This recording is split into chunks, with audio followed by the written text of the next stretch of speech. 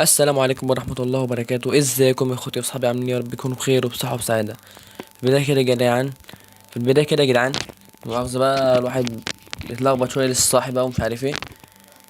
اذكروا الله، سبحان الله والحمد لله ولا اله الا الله والله اكبر. صلوا على النبي عليه افضل الصلاة والسلام.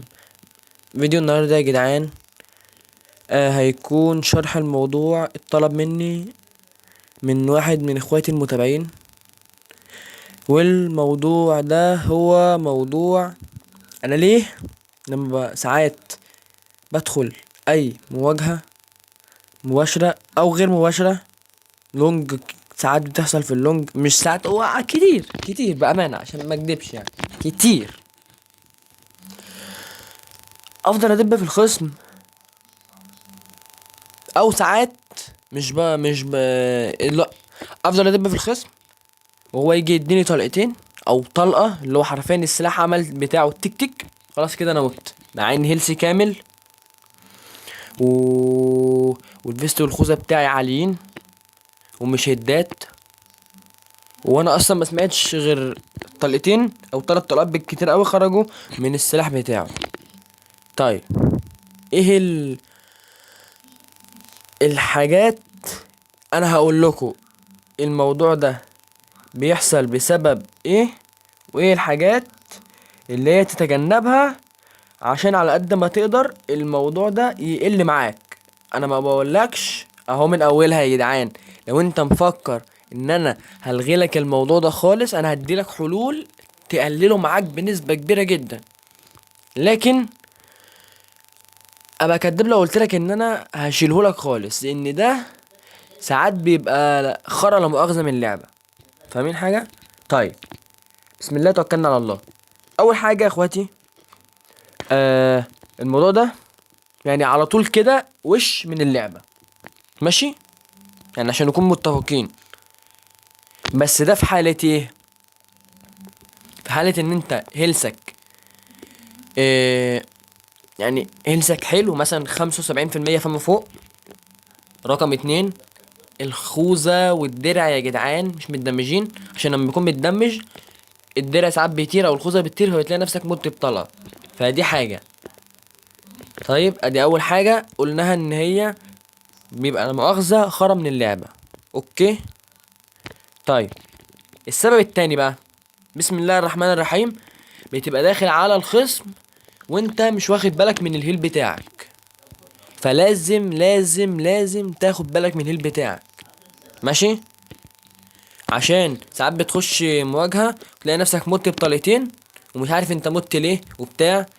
ساعات بتبقى انت متوتر وكده، قدامك سكواد نوكت اول وتاني او حتى نوكت واحد وهان دمك وانت عايز تسحب، فبتلاقي نفسك مش هتعرف تسحب، فبتخش اللي هو بتفتكر دمك، بتنسى اصلا ان دمك ناقص وكده. انت لانك بص على الخصم، انك انت اكيد مش هتبص على الكاركتر وهتبص على الهيل، انت داخل تبص على الخصم وهتبص على الكروسير بتاعك وكده، ماشي؟ فانت بتنسى، فركز كويس في الهيل. طيب ادي رقم واحد. ورقم اتنين، رقم واحد خرا من اللعبة. رقم اتنين، آه زي ما قلت لك الهيل بتاعك، ركز كويس في الهيل بتاعك. رقم تلاتة، رقم تلاتة كده بسم الله، الفيست والخوذة. الفيست والخوذة، الفيست والخوذة، لو عايز نقول لك 10 مرات هقول لك الفيست والخوذة. طيب، ايه يا عم الفيست والخوذة؟ مالهم الفيست والخوذة بالموضوع ده؟ ايه علاقتهم بالكلام ده كله؟ هجاوب. بس الاول صلي على النبي عليه افضل الصلاه والسلام، ويلا بينا. لاحظ، عايزك تاخد بالك كويس وانت نازل، لو مثلا نزلت عادي لو سلاح بس ما خدتش فيست وخوذة، خد بالك كده. إيه، شوف انت بتتدمج ازاي، يعني حرفيا بتلاقي نفسك بتشيل بطلقه او بتشيل اللي قدامك بطلقه لو هو برضك معهوش فيست وخوذة. تمام، فالفيست والخوذة مهمين جدا جدا. طيب ايه علاقتهم بالموضوع ده؟ وانا اكيد مش بخش فايتات وانا مش معايا فيست وانا معيش فيست وخوذة، ماشي؟ دلوقتي يا حبيب قلبي انت مش مركز على الفيست والخوذة، والفيست والخوذة مثلا بتلاقيهم حمر على الاخر، حتى لو هما 3، حتى لو هما 3. طيب، انت دلوقتي دخلت خدت طلقتين، في البادي الفيست راح، هتشال بطلقة كأنك معكش فيست.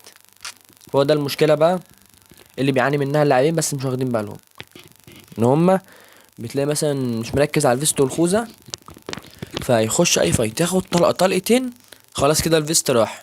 الواد يكمل عليه بقى الطلقة التالتة، خلاص هو كده مات. ليه بقى؟ عشان معهوش فيست، الفيست راح. فدايما ركز في دمج الفيست والخوذة، وحاول تبدلهم حتى لو هما فيستس 3 بس متدمج على الاخر، بدله حتى لو بليفل 1. ليه بقى؟ عشان هو كده كده هيطير يا حبيب قلبي، فاهم؟ كده كده هيطير، فاهم؟ هيطير وهيخليك من غير فيست تاخد طلقتين تموت وتقعد تصيح بقى، واللعبة ومش عارف ايه، احنا عارفين ان هي ماشي. ادي ده كده تاني سبب. كم؟ واحد اتنين تلاتة. ماشي، ده كده السبب التالت.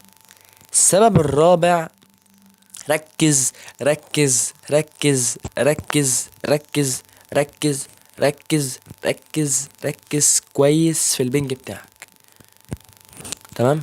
عشان حاليا البنج انا مش عارف بجد والله، البنج خرا خرا خرا عندي كله. النت تلاقيه في نص الجيم يقطع مرة والتانية والتالتة والعشرة والمية. والله العظيم يا جدعان يعني مش عارف بجد والله، هل ده في مصر بس او عندنا بس ولا ايه؟ اللي عارف يقول لي بالله اللي عنده حاجة زي دي يقول لي، عشان بحس ان انا محصور لوحدي في الخرا اللي انا فيه ده، تمام؟ فبتلاقي البنج يفصل، او بتلاقي بص، بتلاقي ساعات البنج فصل. يعني انا اقسم بالله امبارح بلعب روم مع واحد، الواد حركته عادي بس بيشني بطلقه في اخر يعتبر في اخر الروم. ابص على البنج، انا البنج 90 100، وطالع نازل بقى، يا اما يطلع يا ينزل ل30 وكده ويروح طالع تاني كل شويه، كل ثانيتين بالظبط، درن درن درن درن درن درن. قسما بالله كنت عايز اقوم اكسر الراوتر واكسر الموبايل. طلعت من الروم فضل الخرا، طلعت دمي كان بيفور يا جدعان، الواد كان بيشني بطلقه وانا مش عارف الدمج بتاعي خرز، الطلق بتاعي خرز. الله، امال في ايه؟ في الاخر ابص على البنج بيطلع ل90. الله، انا مش عايز اقول كلمه وحشه بس انا قمت ثبته ولعنته وي وي وي. يلا الحمد لله على قد الامكانيات اللي معانا، بس بنودي، مع ان امكانياتنا ضعيفه بس بنودي. يلا ماشي، ده كده كان السبب كام؟ الرابع يا جدعان، الرابع. هنقول الرابع او هنقول قولوا اي حاجه. الموضوع اللي بعده او اللي بعده، المهم اللي بعده يعني، هي اللي بقى السبب اللي بعده هو انها لا بتبقى من اللعبة ولا من البنج ولا من الفيست والخوذة ولا من الهيل ولا اي حاجة. ساعات بتلاقي كده الخصم اللي قدامك قلب سوبرمان واداك 2 هيد شوت، وده بتحصل معاك صح كده؟ فركز كويس في الفيست وفي بردك في الفيست والخوذة. لو مت كده وانت ايه تعرف هل ده من اللعبة وكده، وركز في البنج وانت هتعرف. اهم حاجة لقيت الفيست والخوذة بتوعك قبل ما تدخل الفايت كانوا لونهم ابيض وكده، بعد كده لقيت الخوذة بقت حمرا وكده، وحمرا بزيادة، يبقى كده 2 حمرا حتة صغيرة، يبقى انت كده خدت هداية. اوكي، ساعات على فكرة بتلاقي من البنج، مثلا ان انت برضك بتاخد هدايا ساعات من البنج، بس هو حاليا الأغلبية بتبقى من اللعبة يعني مش من البنج، ده اللي أنا أعرفه.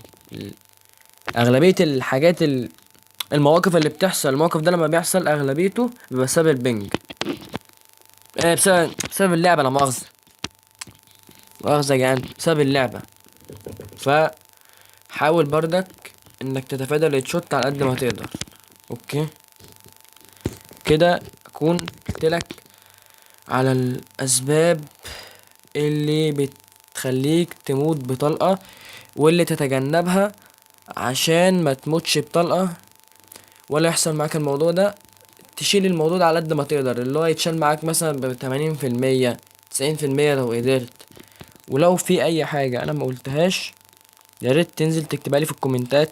تنساش لايكك، شيرك، سبسكرايبك، جرسك، إيه...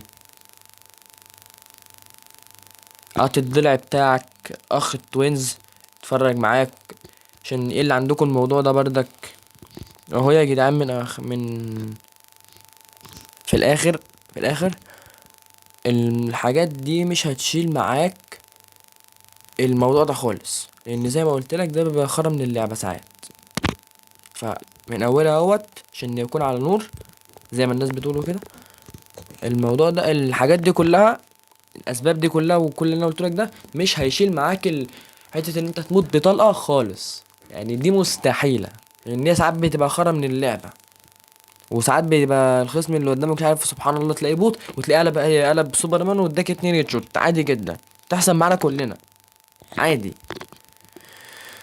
وبس كده يا جدعان، كده نكون وصلنا لنهاية الفيديو. فيديو خفيف لطيف ظريف. معرفش انا بصراحة مهم، موضوع كده مهم. مش عارف بصراحة ربنا هنزل فيديوهات تاني امتى وكده، عشان بصراحة نفسيتي تحت الارض، نفسيتي متدمرة خالص. مش عارف العب، زهقان اوي اليومين دول من اللعبة، زهقان اوي. يعني انا لولا ان انا بدخلها عشان اسلي نفسي كسلوة، مش كان ان انا عايز العبها اصلا. يعني انا لو على نفسي انا مش عايز اخشها اصلا، انا عايز امسحها. مش عارف ليه، بس انا متضايق اوي من اللعبة اليومين دول، مخنوق اوي منها. ما عنديش شغف بربع جنيه للعبة. انا كل اللي عايز اعمله عايز اتسلى، بخشها عشان اتسلى بس كده. ف انا اسف، مش عارف اقدر انزل فيديوهات تاني امتى، بس هحاول اخش. ولو حتى صورت جيم كده طلع جت معايا كده وصورت جيم حلو كده، ولو اني اشك من الموضوع ده ان انا ما عنديش شغف، فهنزلها لكم باذن الله وقت ما اقدر، وقت ما يكون متاح ليا. ودعوة بقى لاخوك بقى بالله، عشان نفسيتي متدمره تحت الارض بجد والله. مش عارف. الحمد لله على كل حال. بس كده يا اخواتي، كده اكون وصلنا لنهايه الفيديو. زي ما قلت لكم ما اعرفش هقدر انزل فيديوهات تاني امتى، بس باذن الله مش هطول، باذن الله. ادعوا لي بقى كده. وبس كده، السلام عليكم ورحمة الله وبركاته.